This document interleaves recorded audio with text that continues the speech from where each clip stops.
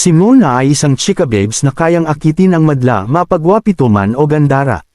Sa paglipas ng panahon ay masusubukan ang kanyang alindog sa pagsulpot ni Madoka. Isang simpleng binata na nagsasanay para maging monghe ng kanilang angkan. Sa pagkahulog ng loob sa binata ay napalunsad ng matitinding Riz technique, na buong tapang naman sinasalag ni Madoka para hindi ma-awaken ang Will of D. Kung saan at ano ang kahahantungan ng matinding tapatan ay siyang ating aalamin sa recap na ito.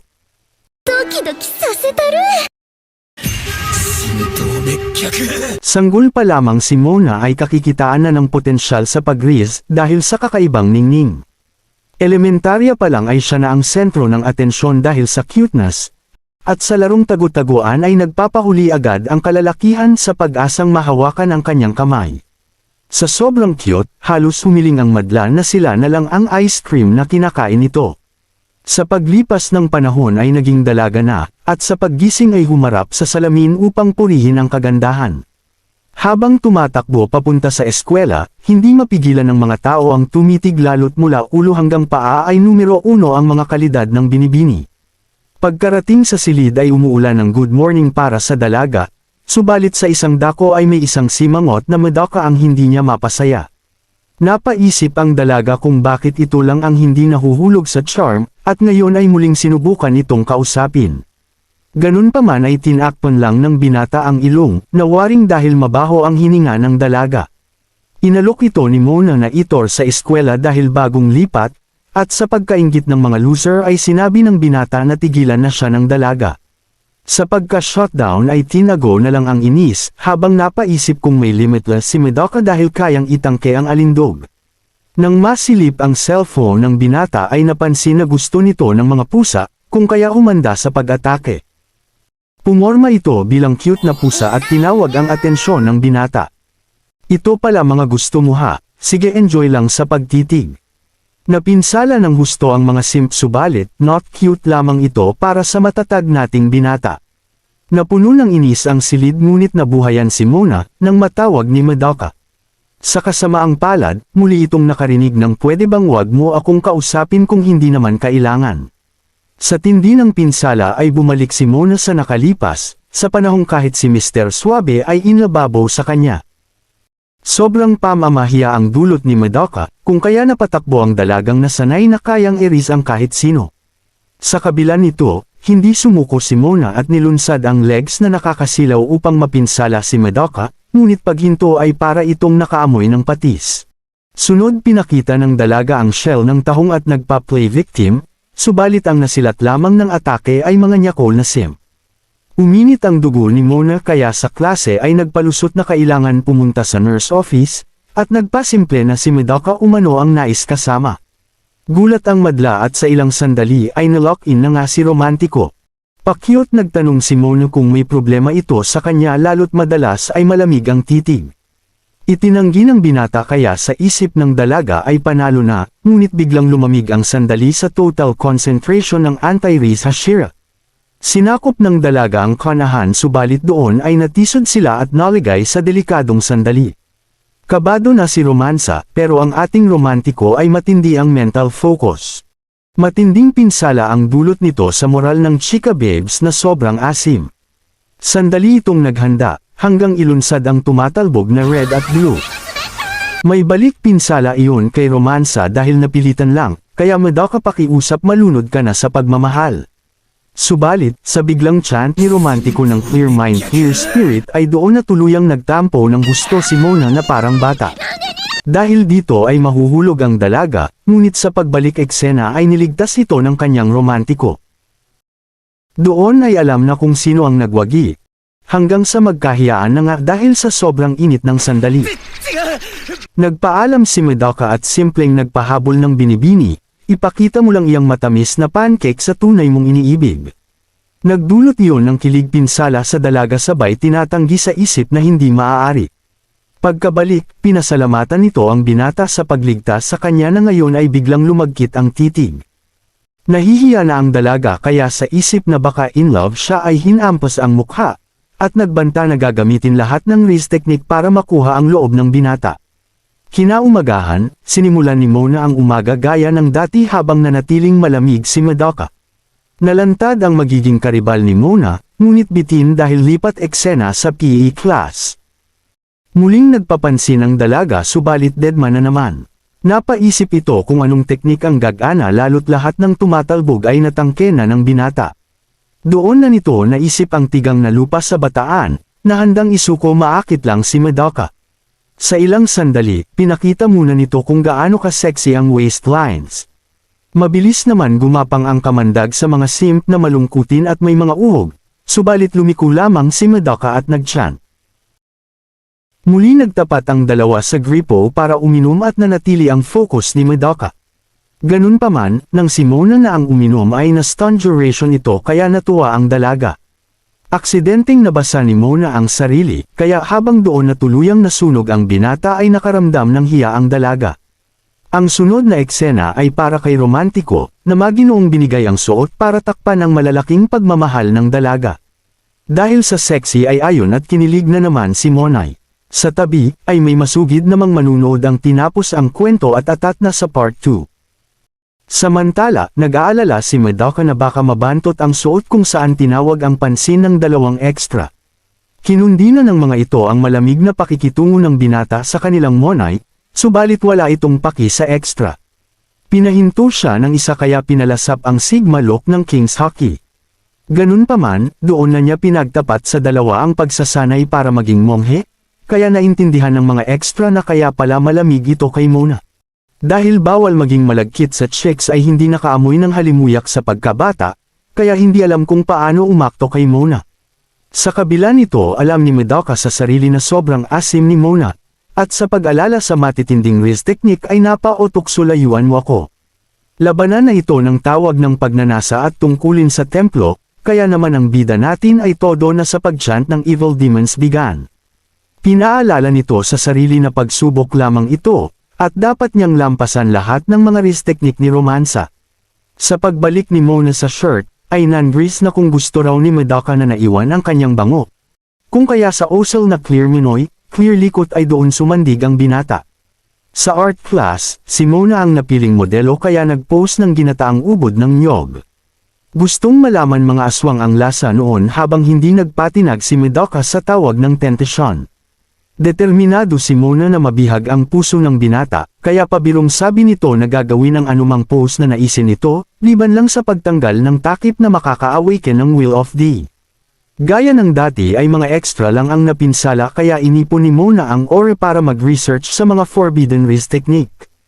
Habang matindi ang pakikipagsagupo ni Madoka sa sarili, ay nilunsad ni Mona ang sariling variation ng ice cream pose na halos ikasunog ng binata.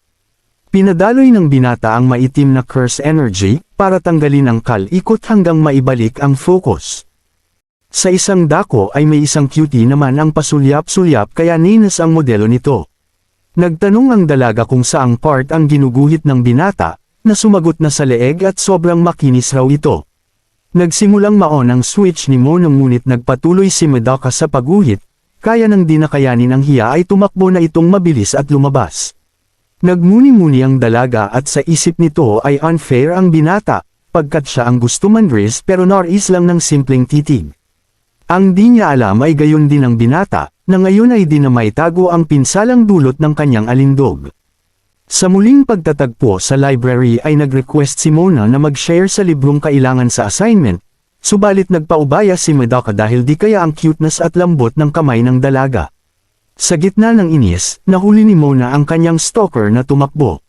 Nagpumilit si Mona na makatabi ang binata sa pagbabasa, nagpatuloy ito sa chant, nagsimp ang mga extra at nang stalk ang stalker. Doon na namaling akala ang dalaga na baka si Madoka ang ini-stalk ni Haruno dahil crush ito, na nagdulot ng pag-aalala sa isip na maaagawan. Hindi siya makakapayag na maagawan ng romantiko kaya handang ibigay ang 100% para sa digmaan ay manalo. Hiniram nito ang salamin ni Rias sa DXD, sabay nag-Riz technique sa pagkape. Unti-unti nang nahuhulog ang binata sa patibong. Nang pasundan iyon ng sungkit Riz para abutin ang kanyang manoy. Ubus lakas na ang binata para italya ang tentasyon, ngunit determinado si Mona na mapasuko ito at malagyan ng bakod. Ano romantiko, type mo ba? Ang binti mo sinusungkit ang sandata ko, sabay alis at kunwari ay sigma. Dismayado ang dalaga sa resulta at sa pagngiti ng stalker ay nakumbinsi na natutuwa ito dahil gusto si Madoka. Matapos cheer ng fans ay sumugod na sa munting hardin para mag-imbestiga sa karibal. Doon niya napagtanto na good Samaritan ito at responsable, dahil bukod sa pagdilig ng halaman ay ginagawa ang iba pang gawain ng walang pag-uutos. Asar talo ang dalaga kaya sinubukan hanapan ng depekto si Haruno sa pisikal na anyo, subalit kahit doon ay excellent ito. Di man sinlaki ng kanya ang siopaw nito, ay perpekto naman ang pagkaluto na pinuri pa nga ng mga kaklase. Si Haruno ang mahinhin type na kabaliktaran niya, kung kaya nagplano para hindi maagaw ang kanyang Madoka. Sunod binigay ng extra ang pinabaylang latest volume ng Spy X Family ng dalaga, kung saan nakatanggap ng I love you kaya atuboy ang extra. Habang enjoy ang binata sa aliwalas ng rooftop ay doon na pinalipad ni Mona ang kanyang panyo. Pagkapulot pa lang ng binata ay nilapitan na ito at nagpasalamat sa mahinhing paraan. Nagpatuloy ang kanyang malaanghel na galawan, subalit nang sasabihin ng ang kabaitan ni Madoka ang side na nagpaibig sa kanya ay naligwak. Sadyang di niya makayanan ang kilig, kaya nandris na lang sa pag-ihip ng hangin at tinawag na Nyakol ang binata. Todo tanggi naman ang binata, ngunit mas conscious na pala ang isa kaya napa-atres bigla. Isang buwan na ang lumipas at botohan na sa magiging class rep, ngunit nanatiling inisi Mona dahil di marais si Madoka. Unang nahalal si Haruno kung saan ayaw masangkot rito ng dalaga, ngunit buenas malas siya kaya naging kapareha ni Karibal sa representative. Nag-usap na sila sa planong event sa nalalapit na school festival. Iminungkahi ni Haruno ang maid cafe, haunted house at movie theater, ngunit sa isip ni Mona ay cringe ito. Nagtanong si Haruno sa naging events ng nasa mid-school pa si Mona, at sinabi nitong costume cafe umano. Sinabi ni Haruno na marahil cute ito sa panahong iyon, ngunit iba sa dalaga na ayaw iyon dahil di makakita. Focus si Mona sa pag-imbestiga sa karibal habang walang kaalam-alam si Haruno sa nangyayari. Naisip ng dalaga na baka basic lang siya rito kaya hindi tinuturing na karibal, kaya nasira ang ballpen sa inis. Pinahiram ni Haruno ang kanyang ngunit na proning, sa isip na nais kunin ni Mona ang kanyang phone na puro litrato nito ang laman. Ayaw niyang mabisto kaya hindi isusuko ang phone kahit anong mangyari, kaya naman bistado ang kahina-hinala. Gustong tuklasin ni Mona ang laman ng phone kaya doon na sila nagtakbuhan. Sinabi ni Haruno na magagalit ito, ngunit hindi raw sabi ni Mona basta lumayo ito sa kanyang Madoka. Doon na sila bumagsak at matapos makita ni Mona ang hiwaga sa cellphone ay nagulat. Naiyak si Haruno at wag umanong ipatulpo ng dalaga, na sinabi namang hindi at wala namang problema. Nagtapat si Haruno na fan siya ni Mona noon pa, kaya sekretong kumukuha ng litrato bilang koleksyon. 100 lang naman ang koleksyon, habang doon na napagtanto ni Mona na wala naman pala itong gusto kay Madoka. Dahil dito, niyakap na lamang niya si Haruno na umiiyak at sinigurong walang problema kahit 1,000,000 litrato ang kunin nito. Ganun pa man, nais niyang lumusot sa pagkasambit na layuan ang kanyang Madoka, yun lang at baldog siya magsinungaling. Bistadong-bistado ni Haruno ang pagsinta ng dalaga kay Madoka, lalo't mas naging matamis ang mga ngiti nito nang lumipat ang binata. Nagpahayag ito ng suporta kaya sa huli ay wala nang nagawa ang palusot ni Monay. Naghanda na ang klase para sa papalapit na event, at habang excited ang lahat ay focus lamang ang dalaga sa wrist na sunod gagamitin kay Madoka. Sa pagdating ni Haruno ay nagkaroon ng dalawa ng usapang besties. Pinagbigay alam ni Haruno na willing magpahiram ng costume ang kanyang ate sa acting class. Biglang liko ang dalaga sa dako ng binatang busy sa pagsulsi sa rosas, kung kaya nakahalata ang isa. Tumanggi man si Mona sa pag-ibig ngunit sadyang wala siyang lusot sa diehard fan. Sekretong nainis ito kay Haruno, lalo't ayaw pa rin tanggapin sa sarili na gusto niya talaga si Madoka. Matapos ito, pumunta sina Mona at Haruno para tingnan ang mga costume. Nais ipasuot ni Haruno ang maid outfit, ngunit next episode na lang daw sabi ni Mona. Sunod na kwento ni Haruno ang patungkol sa isang legend, isang daanan para sa mga tinadhana o ang Bridge of Love. Dulot ng pagtataka, pinakita ni Haruno ang isang daanan na di umano, Kapag naghawak kamay doon ang sinumang magkapareha sa school festival ay magkakatuluyan. Kilig na kilig si Haruno habang dedma lang ang dalaga. Pagbutihan mo kay Madoka, mga salitang nagpainis kay Mona. Sunod dumating ang isang extra at tinawag si Haruno para sa isang task. Sinamantala na ni Mona ang sandali para pumili ng mga outfit na babasag sa depensa ng binatang Immune Kuno sa Riz. Mula sa isang maasim na multo, matamis na maid, pulis na puputukan ka, at sa matikas na butler. Magkaganon pa man ay ito ang napili, walang iba kundi ang Bunny Girl Senpai outfit ni Mai Sakurajima. May hiya naman ang dalaga na mukha siyang ulam rito, nang biglang sumulpat ang binata. Parehong napinsala ng husto ang dalawa. Kung saan nagtanong si Madoka kung bakit napakasinigang ni Mona sa asim. Sinabi ng dalaga na naghahanda lamang sa event, at ayon naman sa isa ay pinapunta lang siya ng guro para sa paperwork. Painit ng painit ang sandali ng makadinig ng boses papasok sa silid. Hindi kakayanin ng dalaga ang hiya pag nabisto ni Haruno kung kaya dinakat ang binata. Sa pagpasok ni Haruno ay bunny ears lamang ang natira, pagkat ang dalawa ay nagtago sa masikip na silid. Kabado na si Mona at sa paghaplos ng malalaking pagmamahal ay nasubukan ang tatag ng binata. Tiniis ni Romansa ang pagkahiya habang nag-chant si Romantiko ng Clear Mind Clear Minoy. Ako mismo ang limitless void, sambit ng binata habang nakikiliti si Romansa sa kanyang hininga.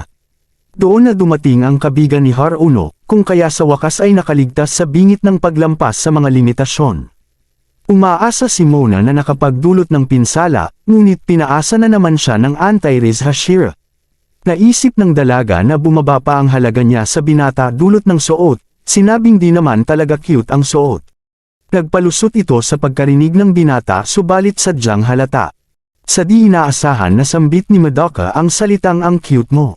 Kinilig ang isa habang sa pag-alis ay nagpaalala ang binata na masyadong nakakagutom ang sinigang sa asim na bunny outfit.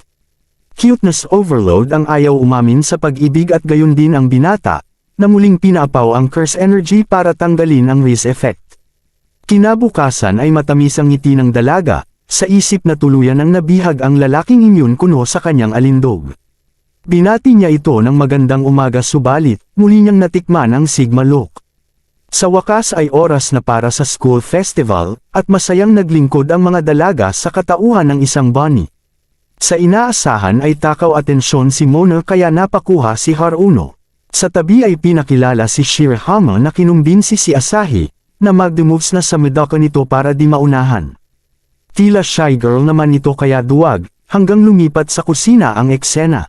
Nagluluto doon ang binata at sa pagdating ng iba pa ay nag-switch sa iba para magluto. Humirit ang simp para magpapalit ngunit shutdown ang inabot. Sinamantala naman ni Mona ang pagkakataon at inaya si Madoka para mag-break kasama siya. Ngunit hindi raw nito iyon kailangan. Tinaya ito ni Mona mag-lunch kung kaya pumitas sa niluto at busog na raw siya. Nang dahil sa tindi ng depensa ay kinulit ito ni Mona, hanggang umapaw ang Queen at King's hockey ng mga mandirigmang ayaw patalo sa isa't isa. Sunod nilagyan ni Haruno ng bunny ears ang binata, at sinabing kung gusto talaga tumulong ay i-promote ang cafe kasama si Mona. Utos nga raw ito bilang representative. Nagkaamuyan na ang dalawa sa assist habang walang alam si Madoka. Ayaw pa rin umamin ang isa sa feelings at inisip naman ng binata na pagsubok lang ito. Nag-chant na ito ng anti-Riz habang naglalakad sila, hanggang magawi ang mata ni Mona sa haunted house. Tikas na duwag ang dalaga sa mga ganito, kung kaya nagmungkahi na sa iba pumunta. Ganun pa man, nang mapansin na interesado ang binata na pumasok, ay wala na siyang nagawa kundi isantabi ang takot na nararamdaman. Pinasok na nila ang madilim na silid, at sa paglitaw ng pangit na laman lupa ay napasigaw agad ang dalaga. Tiningnan ito ng binata at mabilis nagpalusot na hindi siya ang sumigaw. Nagpatuloy ang mga takot ni Mona habang nagsasaya si Madoka sa mga props.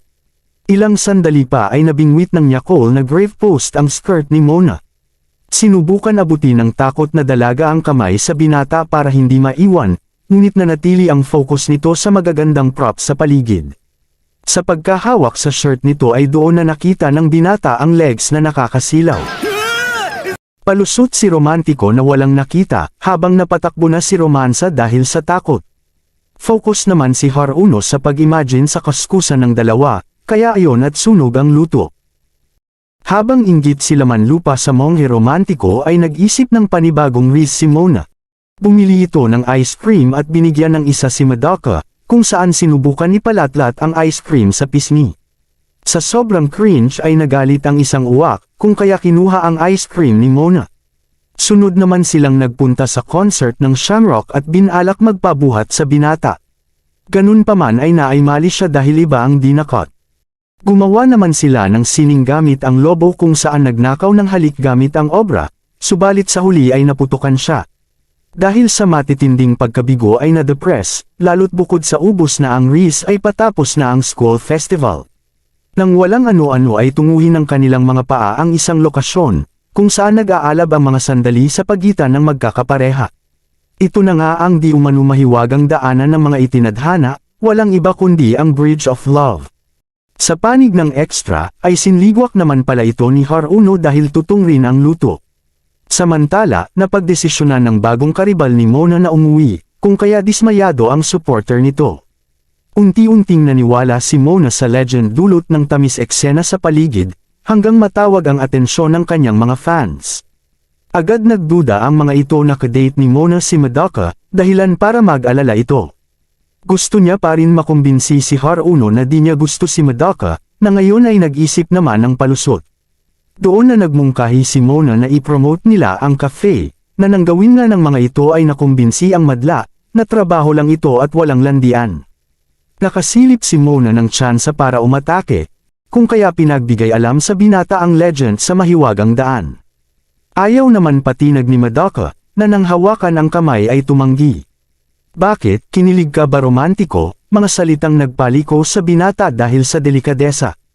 Gusto na nitong bumalik, subalit sinundan ng paawa effect ni Mona na nadapa kunwari. Tulungan mo naman ang iyong romansa, sambit ng sinigang sa asim sa pag-asang maghawak kamay. Naharap sa tawag ng pagkaromantiko inabot ng binata, ang dalawang kamay para itayo ito na parang baby. Sigma look sigma exit, ito ang matinding kombinasyon na nagpakilig ng husto sa dalaga. Dahil dito ay atat siyang makabawi, kung kaya muling hinabol ang binata. Nagkasukatan na sana, yun lang at dumating ang mga extra at pinabalik ang dalawa sa pagtrabaho. Tubos na dismaya si Mona sa plot development, dahilan para mapukaw ang atensyon ni Haruno. Agad na itong nag-utos na samahan ni Madoka ang dalaga, sa pagbalik ng desk gamit ang kapangyarihan bilang representative. Nagsenyas na ang mag-besties hanggang magpasan na nga ang dalawa. Nais mang makumplito ang assist ni Haruno ay naubos na yata ang lakas ni Mona. Napansin ni Madoka na babagtasin nila ang kahabaan ng Bridge of Love kaya nag-ipon ng mental might. Tinanong ito ni Mona kung nagsaya sa kanilang kulitan, subalit walang naging tugon. Natulala sa mga pagkabigo, ay doon na nahulog ang isa na namang kahon. Nagresulta para hawakan sa wakas ng binata ang kamay ng dalaga sa pagligtas dito. Tila naging kamatis ang pisngi ni Romansa kasabay ng alaala na nasa Bridge of Love sila. Napakalagkit ng mga tinginan hanggang umatras ang binata, sinabing tapos na ang event kaya not counted ang hawak kamay sa di umano road to forever. Nahiya na rin ang isa, at doon pa lang sinabi ni Madoka na nagsaya siya sa unang beses sa kanyang buhay. Kinabukasan, tila kamandag na gumapang ang bisa ng di umano legend sa mga bagong couples. Tinawag na hanghang ni Mona ang mga ito, ngunit naalala na isa pala siya sa mga iyon. Kinumusta ito ni Haruno sa love route, sumagot na ayos lang naman. Ganun pa man, sa pagdaan ng binata na huminto bigla ay nagtago sa isang dako. Hindi alam ng dalaga na in love na kasi siya, kaya matapos maibalik ang estado ay nag-good morning kay Madoka. Tumugon naman ang binata subalit mas malakas ang good morning ng mga simp. Napagkasunduan ng mga ito na mag-bowling muna, kaya naman muling nakasilip si Mona ng oportunidad. Matapos ang perfect shot ay nagsimula mag-high five sa madla, kung saan lumiko si Madoka ng siya na. Sa panig ng dalaga ay nalintikan na, tinamaan na siya kaya nahihiya na. Nagpalusot itong napigtas ang sintas para matakasan ang kilig pinsala, dulot ng di maintindihang pag-ibig. Sa pagpapatuloy ng kasiyahan ay doon nalantad ang kaba ni Madoka, kasabay ng kagustuhan na mahawakan sanang muli ang kamay ni Mona. Muli siyang nagpaalala sa sarili na pagsubok lang ito, at hindi dapat makalikot ng mainit na wrist technique. Dismayado naman si Mona sa nararamdamang pagkahiya sa binata, kaya lakas loob itong nag-request kay Madoka na tumabi, upang patunayang siya ang diyosa ng wrist. Nagpa-cute ito, nag-focus ang binata, habang sumisimple ang isa sa halimuyak. Inagaw na ng dalaga ang inumin ng binata, na ngayon ay sinabing, romansa sumipsip na ako riyan. Patay mali siya lang si Mona kaya kabado na silang pareho sa napipintong indirect kiss, subalit magkaganon pa man ay nagwagi ang pride ni Romansa at sumipsip na nga. Tinagok nito ang inumin at umasa na iinom si Romantiko at makalikot. Sa uulitin ay tumanggi ang binata at binigay na lang ang cola, kung kaya defeat na naman si Mona. Nagpasalamat ang isa kay Bro sa pagkaligtas, para lamang maligwak sa kanyang tirada. Nag-flex naman ang dalaga sa winter uniform at gaya ng dati ay nabighani ang madla. Tiris nito si Madoka at sinabing magpalit na rin ng uniforme para hindi malamigan, subalit sagot nito na immune siya sa lamig. Naiipon lamang ang inis ng dalaga, sabay ng mga fans nito. Nag-text na nga ang isa sa anti-risk kuno at pinapunta ito sa rooftop. Kinundi na nito ang kasungitan ng binata sa kanilang monay, subalit depensa nito na labag iyon sa kanilang doktrina. Tinawag ito ni Salamin na hanghang pagkat di naman umano bawal ang makipagkaibigan, kundi ang makipagkaibigan. Binuhay nito ang konsensya ng binata, na sa bawat kasungitan sa kanilang monay ay kalungkutan umano ang dulot. Panay effort nga raw si Mona para mapasaya ito, kaya wag nang maging choosy dahil di naman santo. Kinumbinsi pa ni Salamin ang kapatid na magbigay sermon, subalit prioridad lang nito ang kasiyahan ni Mona. Tinanong nito si Madoka kung pagsuway sa doktrina ang pakikipag-usap sa isang babae, na sumagot namang hindi. Mula rito, pinaalala ni Yuzuru na parte rin ng doktrina ang maging mabait sa kapwa. Lagi nga raw itong tinutulungan ni Mona simula nang lumipat, kaya umaasang suklian man lang yon. Sa pagbalik ng binata ay nakasalubong nito si Haruno, at ngayon ay pinahayag ang inis sa mga pagdedma sa kanyang bestie. Napaka-unfair umano nito kaya nag-akala ang mga Martes na may break-up eksena. Bago umalis, pinaalala ni Haruno na ito ang pinakamasungit sa bestie. Iba naman iyon sa binata pagkat sa kanyang pananaw ay si Mona ang delikadesa sa pag-awaken ng Will of D. Speaking of, napukaw nito ang kanyang atensyon at umamin na mabait naman talaga ang dalaga. Napaisip ito sa mga sinabi ng kaibigan, kaya sa pagkalimot ni Mona sa textbook ay lakas loob nagmungkahi na mag-share sila. Tubos ang tuwa ng dalaga subalit ng aktong tatabi na ito ay napaatras ang binata. Depressed malala si Mona, kaya ang mga simp na fans ay balak tambangan ang binata.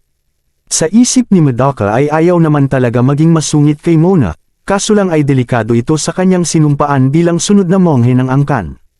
Magkaganon pa man, lakas loob na itong tumabi at nag-share ng libro sabay humingi ng tawad pagkat nabigla lang naman. Nastan ang dalaga kaya wag na lang raw kung ayaw nito, ngunit doon na pinakita ni Mona ang interes at nagpasalamat. Pasado na ang binata sa mga fans dahil napangiti sa wakas ang kanilang monay, sabay napakuha pa ng litrato si Haruno. Kinabukasan, habang papunta ang dalaga sa paaralan ay nagdala ito ng payong pagkat malakas ang buhos ng ulan.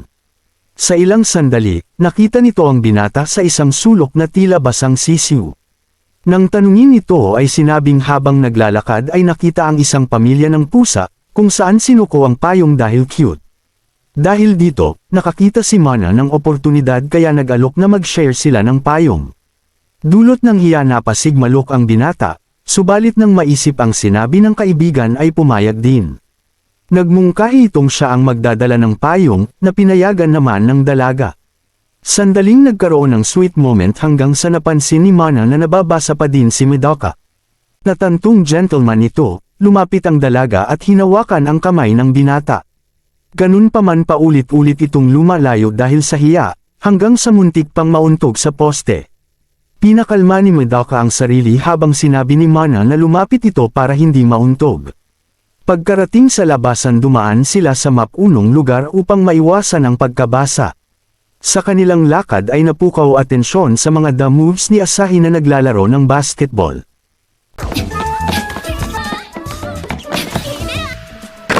Nagtakaw atensyon ito at maging ang binata ay napahanga. Di maiwasan ng madla ang purihin ang kagalingan ni Asahi sa crossover, at kahit si Mana ay nahulog ang payong. Nagresulta yun upang mapunta dito ang atensyon ng madla kasama na si Asahi. Sa pagtaman ng mata kay Crush ayon at nasaktan a fool sa kilig. Di sinasadyang tinungo ng bola nito ang mukha ni Mana, kung kaya umaksyon na si Medaka para sa romantikong eksena. Matapos makabangon humingi ng paumanhin si Asahi, subalit sinabi ni Mana na siya dapat ang humingi ng paumanhin. Biglang pihit si Asahi ng oo nga at sa bench raw dapat ito nanood at hindi nagtina nga. Nagpayo ang mga kaibigan nito na irespeto ang senior subalit wala itong paki. Nagpakabait sana si Mana at umalis, ngunit pinigil ni Asahi at sinabing gusto itong makausap sa sulok. Nagtanong ito sa relasyon ng dalaga kay Medaka na sinabi namang magkaklase lamang sila. Malakas ang intuition ni Asahi at alam ang palusot, kung kaya harapan nagtanong kung magkasintahan ang dalawa. Muli itong tinanggi ni Mana kaya nainis si Asahi, na ngayon ay dinakat na ng mga kasama. Habang papunta sa paaralan, nagtanong ang dalaga kung kilala ng binata si Asahi na sumagot namang hindi. Nagtataka ang dalaga kung bakit tila kilala ni Asahi ang binata, hanggang sa mabuo sa isip na gusto nito ang kanyang gusto. Sandaling nagpaalam si Medaka para magpalit. At habang naiwan ito mag-isa ay nag-isip kung paano ipapanalo ang laro laban kay Asahi. Sa silid kinunan ito ng litrato ni Haruno na kanya namang tinanong ukol kay Asahi. Ayon sa bestie na bukod sa ganda ay sikat ito, pagkat first year pa lang ay ace player na sa basketball team. Sunod na kisali ang mga Martes at sinabing top 1 din si Asahi sa klase, kaya doon na sikretong kinabahan si Mana na malakas pala ang build-up ng karibal. Ayon pa sa Martes na kung si Mana ay cute beauty, ay cool beauty naman si Asahi na sadist pa. Nais ng limutan ni Mana ang usapang Asahi, subalit di sinasadyang bumisita ito sa kanya upang ipagpatuloy ang naudlot na usapan. Ganun pa man, nang makita nito si Medaka ay naging kamatis ang mukha dahil sa kilig. Sa pagkaalala dito ng binata ay doon na tuluyang iniwanan ng lakas at bumagsak sa sahig. Dahil maikli ang suot ay nakitaan, at sa pagsigaw ni Mana ay saka palang tinakpan ang bataan. Napatsyant ang binata kasama ang isa, habang bago umalis ay nagdeklara ng love is war si Asahi kay Mana. Kinabukasan ay maulan pa rin at sadyang napapaisip si Mana sa digmaan laban kay Asahi. Nang bigla, nakita na naman nito ang karibal na matalim ang titig kung saan muling kinilig nang makita ang kanilang iniibig. Sinabi ng binata na siya na ang magtatawag kung may gusto itong makausap, samantala hindi man lang makapag-good morning ang isa sa kilig. Hindi papatalo si Mana at nag-flash tip sabay good morning. Sunod pinapasok si Medaka pagkat ang klase ay mag-uumpisa na. Dahil dito, pinabalik na rin ng binata si Asahi na tila kamatis na robot sa pag-alis. Sa silid, nadinig ni Mana si Medaka na sinasambit si Asahi, dahilan upang mainis ito na kumintal na sa ibig ang karibal. Samantala napakwento si Asahi kay Shirahama, na sinabi namang kung wala talagang gusto dito si Mana ay open game na. Sunod na rinig ng mga ito ang team gang na pinag-uusapan ang sexy pick, kung saan nagpayo si Shirahama na mag-aral ito ng wrist technique. Sa pay class ay nakatakdang maglaro sina Mana ng basketball, at balak nitong magpakita ng galawan na kikintal kay Medaka at bubura kay Asahi. Well sa ponytail race pa lang ay tila na crossover na ang madla sa karismang taglay nito. Naunang maglaro ang Brosco at napatsihan ang binatang ligwak ang laruan. Nang si Mana na ay napasaksak ito sa Eurostep at talagang napahanga ang madla.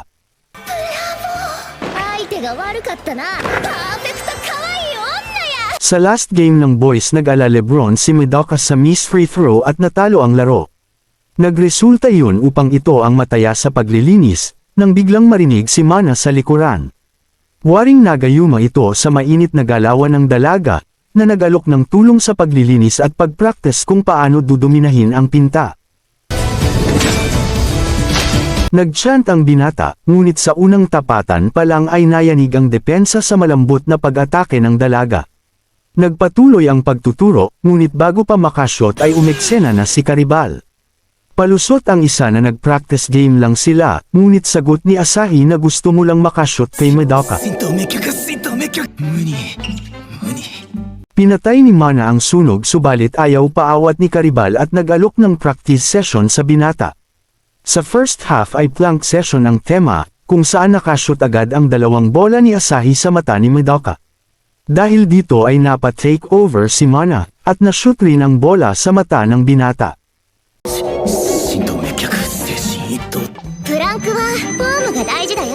Sa second half napatanong na si Asahi kung ayaw ni Madoka sa maliliit na bola, nagresulta upang masunog ito at i-eject ang sarili sa basketball game.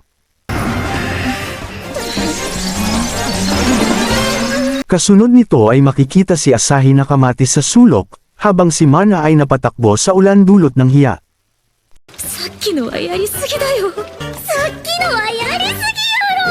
Kinabukasan, nadismaya si Mana pagkat absent si Madoka kaya hindi malulunsad ang raise technique. Dito na sinabi ng Team Gang na maaaring nagkasakit ito dulot ng umulan kahapon. Nasambit nito na iniwan ng binata ang mga gamit at parang Team Ang na tumakbo pa uwi. Nawirduhan ito subalit hindi si Mana na alam kung ano ang dahilan noon.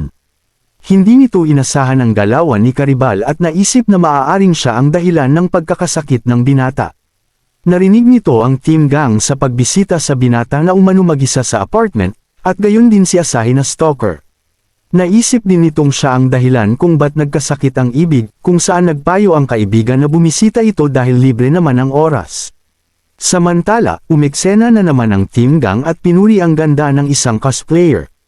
Ayaw ito ni Asahi, ngunit ayon sa kaibigan na sandata iyon upang makuha si Madoka. Sunod pumunta ang Team Gang upang bumisita sa monghe romantiko, at nag-spy mode muna si Mana. Habang papasok ang dalawa, nag-antay lamang ang dalaga na inabutan ng Karibal. Bakbakan na naman ito, at sa unang sabak ay simpleng nagtanong ang isa kung malapit ang bahay ng Karibal doon.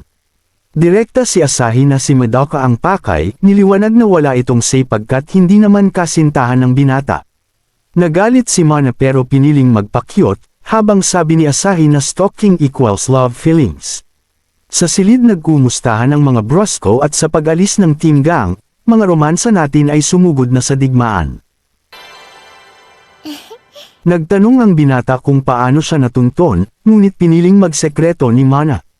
Nag-good morning si Asahi na nahihiya pa, at sa pagpasok ng dalawa ay kinabahan si Madoka. Ngayon lang kasi may nakapasok na halimuyak sa apartamento at dala-dalawa pa.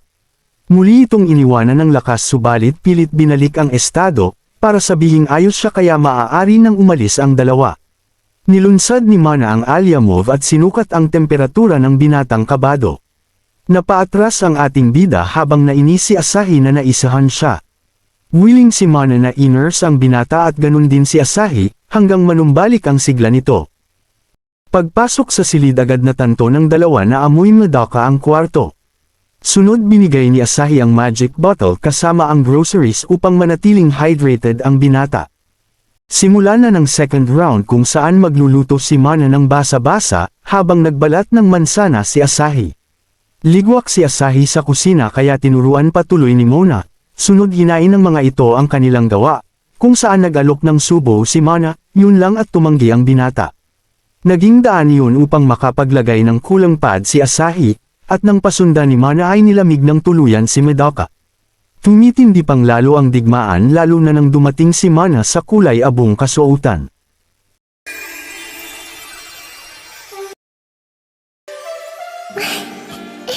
Eto na nga ang nurse outfit na sobrang init.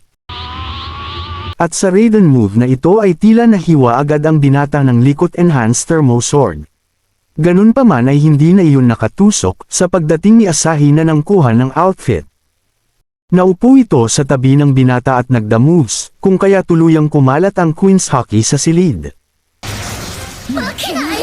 Matapos ma-KO ang binata bakas na sa mga mandirigma ang pagod sa bakbakan. Dinaan muna ng mga ito sa diplomasya ngunit dahil nakakaistorbo ay lumipat sa kusina. Sinabi ni Mana na hindi na nahihiya sa binata, samantala umamin si Asahi na nahihiya pa rin pero motivated pag may labanan. Nagtanong si Mana kung bakit determinado ito, sumagot ng dahil gusto mapasakamay si Madoka. Ayaw itong tanggapin ni Mona pagkat sa Riz lang magaling pero inosente pala sa pag-ibig.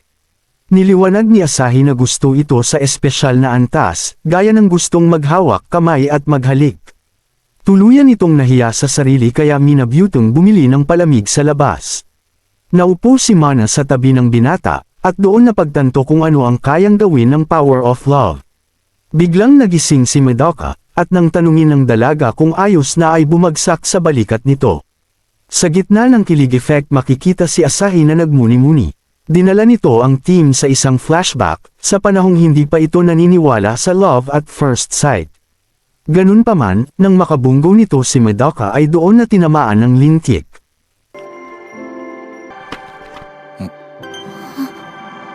Balik sa dalawa, napagtanto ni Mana na nag-sleep hagang lang si Madoka. Sobrang pinsala na ito kaya pinahiga ang binata, ngunit nang makita ang lips nito ay may biglang na-awaken sa ating romansa. Dahan-dahan na itong lumapit para sa kiss, ngunit natauhan at umatras bigla. Pagliko ay naroon na si Asahi. Naagad kinundena ang paggamit nito ng pinagbabawal na Riz. Pinatahimik ang mga ito ng binata kung kaya sa labas ay doon silang nagtuos. Tinawag na sinungaling ni Asahi si Mana, pagkat ang galawang ipinakita ay hudyat na umiibig ito sa binata. Sumigaw ito kaya pasigaw rin sinabi ni Mona na nais lang makuha ang atensyon ng nag-iisang anti-Riz kuno. Alam naman ito ni Asahi, pagkat sa lakas ng depensa ni Madoka ay mahihirapan makapenetrate kahit ang cutest waifu. Sa kabilang banda, naisip nitong in love talaga ang karibal at maaaring inosente lang ito sa feelings. Gaya lamang iyon ng unang encounter kay Madoka, at sa ilang sandali lamang ay nagmungkahi na mag-impake at umalis na. Siniguro nito na kanila lamang ang napag-usapan at siya ang mananalo sa digmaan ng pag-ibig. Sa gabi ring iyon, nagising ang binata at nakita ang luto at love you ng dalawa. Kinaumagahan na boring si Mana na wala ang my love, samantala sinabi ni Asahi na sumasakit ang puso sa pag-aalala sa binata at nais nang gumaling ito. Nag-play cute si Mana pero sekretong nainis sa progress ng karibal, bagay na pinatigil naman ni Asahi dahil halata ang acting. Sunod dumating ang team gang at nagtanong sa pakay ni Asahi. Kinabahan si Mana lalo nang magtapat si Asahi na sabay silang pumunta kay Madoka. Pinamalas nito ang galing sa paggawa ng istorya, habang nakaabang si Haruno sa umiinit na eksena. Alam nitong magkaribal ang dalawa, kaya hindi maisip kung bakit mas friendly si Mana kay Asahi kesa sa kanya. Sumali na ito sa usapan at nagpakita ng selos, sunod dumating ang binata. Nagpasalamat ito sa mga bumisita at nang kumustahin ni Asahi ay nagselos ang isa. Agad umalis si Asahi at sa pag-upo ni Madoka ay nalubos ang pagka-stress ni Mana. Hindi pa kasi nito alam ang love feelings pati ang selos. Nang may sasabihin sana ang binata ay nakaramdam ng hiya, nagresulta upang magpalusot na busy. Halatang inosente nagpatuloy ito sa mga pag-iwas, ngunit nagpatuloy makipag-usap ang binata. Napatakbo na ito pagkat hindi malaman kung ano ang nararamdaman, hanggang sa mabanggo ang binata. Tatakas pa sana ito subalit hilo na kaya bumagsak bigla. Sa paggising ay tumambad ang binata. Pinaliwanag na nagkalagnat ito. Hindi nito alam na lovesick gaya ni Hancock at Kaguya, sunod nagpaalam ang binata. Nagtanong si Mana kung binuhat siya nito, sinabi lamang na maaaring siya ang may kasalanan sa pagkalagnat nito. Well tama naman siya, at sa di inaasahan pa ay nais lang naman palang magpasalamat sa pagbisita ng dalaga kanina. Sa pag-alis ni Madoka dito na napaisip si Mana kung anong uri ng buhat ang ginawa ng binata. Kinikilig na ito pero sadyang ayaw tanggapin na in love siya. Sa silid-aralan, nantrip ang team gang at pinalit si Nami sa wallpaper ng cellphone ng binata. Goal ng mga ito na palakasin ang resistance ng anti-Riz kuno, na halatang matindi ang pakikipaglaban sa sarili. Pinili nitong lumabas upang ibalik ang focus, at pilit sinabing hindi ako papadala sa sexy pic na ito. Samantala, pumipili si Haruno ng best pic ni Mana upang isend kay Madoka. Nang tanungin ng dalaga ukol doon, sinabi nitong pumupuntos na kasi si Asahi sa binata. Bukod pa doon ay nakikita itong karibal sa pagiging bestie sa dalaga, kaya nais gawing monopik ang wallpaper ni Midaka bilang ganti. Wala sa plano iyon ni Manong ngunit nakisakay na, sa kanahiyan nang makita ang pinasang litrato ni Haruno. Kinilig kasi ito doon kaya nais ipa-unsend ang litrato, ngunit sa buenas malas pa ay nalobat ang sipi ng bestie. Nagresulta yun para mapilitan ng dalaga na umakto at i-delete ang nakakahiyang litrato anuman ang mangyari. Nag-ikot ito sa buong paaralan at hinanap si Midaka kung saan umulan ng papuri sa bawat dakong mapuntahan. Sa panig ng binata, nahihirapan na ito laban sa sarili at nang buburahin na sana ang litrato ay doon natanggap ang litratong sinend ni Haruno. Pinili nitong buksan iyon sa sikretong silid at baka kung ano ang laman, habang walang kaalam-alam na nasa tabi lang si Mana. Nang bubuksan na sana iyon ay doon na dumating ang dalaga na nagresulta upang ma-KO sa gulat.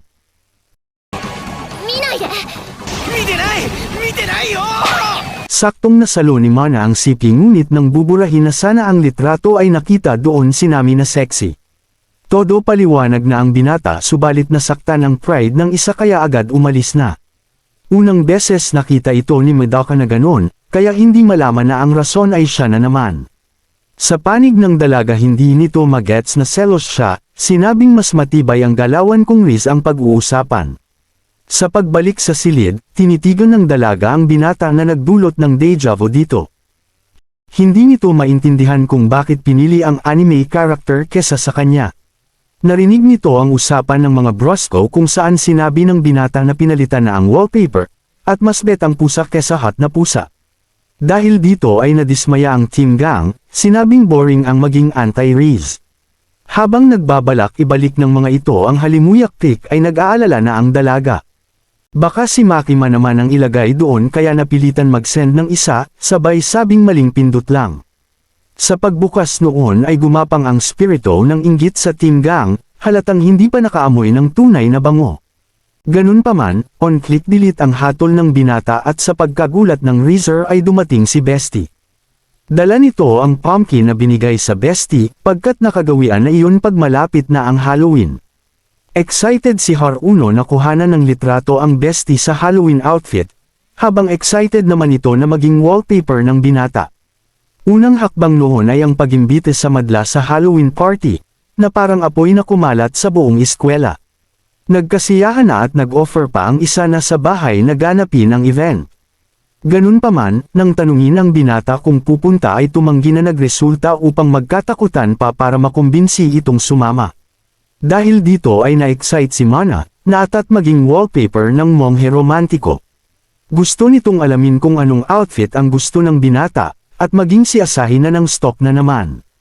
Kinabukasan ay makikita ang Team Brosco na nag-aantay sa Team Gandara. Excited ang mga kumag sa pormahan ni Mana at nagpantasya pa kung ano ang isusuot nito.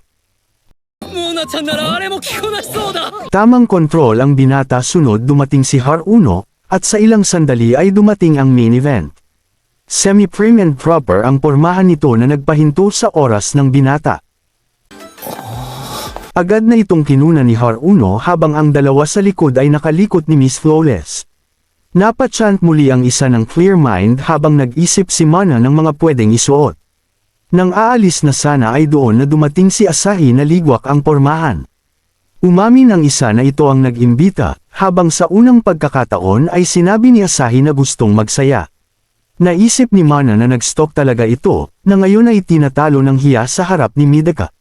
Sunod silang nagtungo sa costume store at namangha sa mga palamuti doon.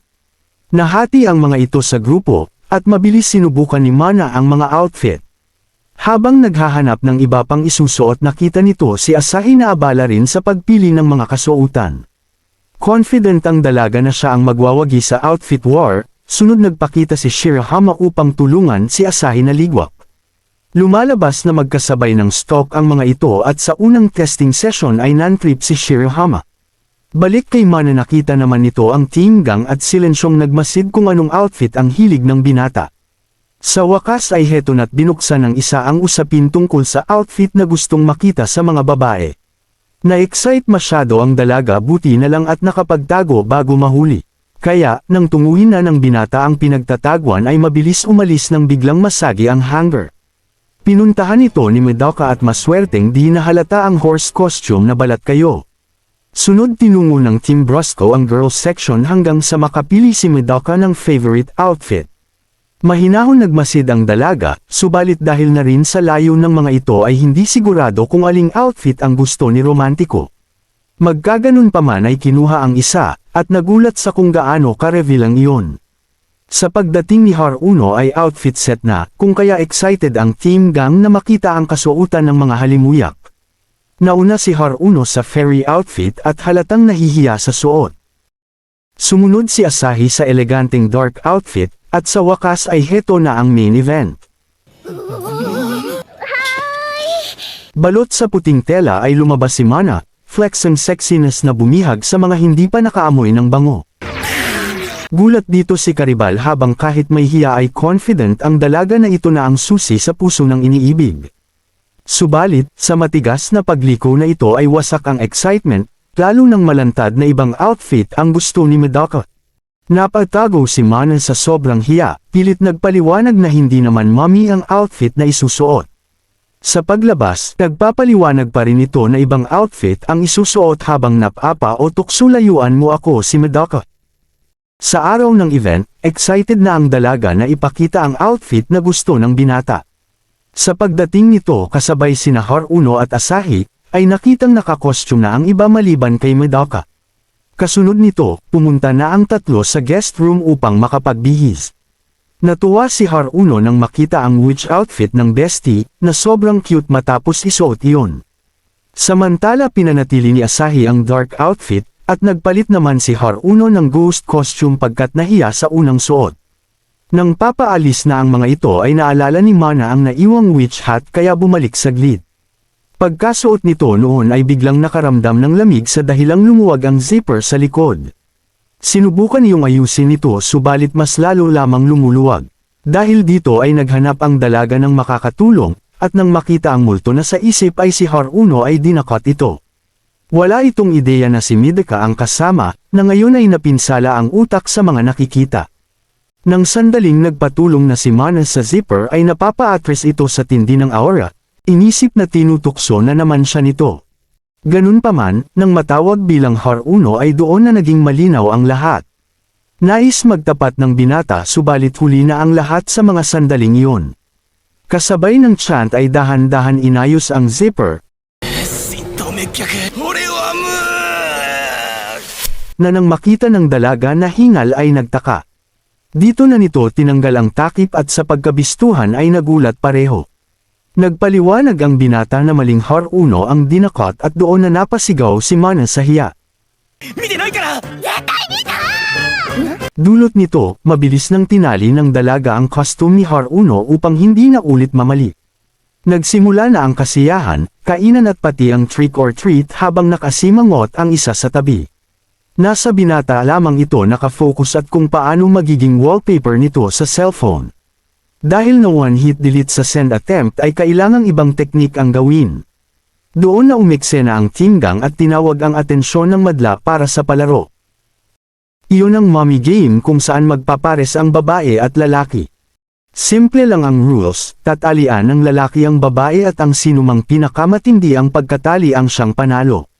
Doon na nakasilip ng buta si Mana na kung magpares sila ni Madoka at manalo, ay hindi ito makakatanggi sa pagpakuha ng litrato na hindi pwedeng burahin. Determinado itong makapares ang binata, kaya kasama si Asahi ay nalamang number 8 ang numero nito. Umpisa na naman ang digmaan at mabilis sumugod ang magkatunggali upang bumunot ng numero. Sa di inaasahan ay nahulog ni Haruno ang number 8, na sabay na pulot ng dalawa. Walang sino man ang nais magpatalo, subalit dahil sa angking lakas ni Asahi ay kanya ang lamang sigurado. Napagtanto ito ay gumamit ng linlang teknik at tinawag si Madoka, kung kaya ang numero 8 ay sa kanya napunta. Matapos magwagi ay on the way na ito para manalo sa laro, habang hindi na iwasang kumuha ng litrato ni Haruno sa dalawa anumang oras mula ngayon. Nagsimula ng talian ng binata ang dalaga ngunit napansin nitong maluwag ang pagkatali. Nahuhulog lamang iyon kaya sabi ni Romansa, lakasan mo pa ang pagtali romantiko. Nais manghigpitan iyon subalit kanina pa lang ay ubos na ang lakas. Sa bawat pagpulupot ay sunod na huhulog, at sa tuwing dadampi ang kamay sa teritoryo ay umiiwas. Nais lamang ng binata na matapos ang paghihirap na kabaliktaran ng dalaga. Kaya, matapos nitong makita ang iba na todo talian na ay lumapit sa binata at nag-alok ng tulong. Pinagtatali nito ang sarili habang ang ating bida ay di kinakaya ang gandang nakikita. Sunod pinasa ng dalaga ang tali para mag-take over ang binata, subalit sadyang nawawala na ito ng lakas o tukso layuan mo ako. Sa pagsambit ng bilasan mo binata, ay doon nawasak ang depensang Riz at tuluyang humalik ang tuhod sa sahig. Nahulog ang toilet paper, na-stress ang dalaga, sunod na tapos ang palaro. Sa huli, ang Team Haruno ang nagwagi salamat sa costume nito kaya mabilis na talian. Bilang winner ay may picture-taking ang magkapares, bagay na kinagalit at kinainis ni Mana. Samantala, maraming chicks ang nainteres magpa-picture kay Madoka at pinayagan naman nito. Naintriga dito ang dalaga at habang isa-isa nagpakuha ang mga kagandahan ay di maiwasan ng binata ang kaba. Nainis na si Mana kaya napasugod bigla, subalit nang kukuha na ng litrato ay mabilis sinara ng binata ang costume. 101% ang resistance nito kaya lalo lang nabueset ang isa. Sa oras ng group picture, di sinasadyang nagtabi ang dalawang ngunit kahit ganoon ay sadyang wala ng gana ang dalaga. Habang kukuhanan na ang mga ito, tinawag na stupido ni Mona ang binata. Saktong nakatingin ito na nag-aalala, kung saan matapos makunan ay sila lamang ang may issue sa group picture. Mapapaiyak ang dalaga sa kwarto sa pagsapit ng gabi, at kinabukasan ay nabahala naman ang binata. Sinabi nito sa team gang na maaaring nagalit si Mana sa pag-iwas sa picture-taking, kung saan nadismaya ang mga ito. Pinakita ng isa ang group pic at nalantad doon na talagang may something sa mga ito. Nagtapat si Madoka na tinawag siya nitong stupido, bagay na nagpakumbinsi sa team gang na talagang galit ang dalaga. Nagilty ang binata at inamin na sa sandaling iyon ay may pagkakamali siya kaya gustong humingi ng paumanhin. Ganun pa man, sa simpleng makita pa lang ito ay di maiwasan ang kaba, kung kaya sumuporta ang mga kaibigan. Sa kasamaang palad ay naduwag ito at tumakbo, kung saan naisip ni Mana na baka may issue rin ito sa kanya. Sa oras ng klase, nag-assign ang guro ng mga sweepers. Naging positibo si Mana na pwede naman ayusin ang problema kahit kailan pagkat magkatabi naman sila. Sa di inaasahan ay naging pares ito sa paglilinis kaya nakasilip ng liwanag si Mana. Kung kaya, habang naglilinis ay nangrace na naman ito at nag-flex kung paano sumisid sa balong malalim. Sa isip nito ay maaayos noon ang isyo, subalit mali pagkat nais lumipat ng lugar ng binatang ayaw padala sa tukso.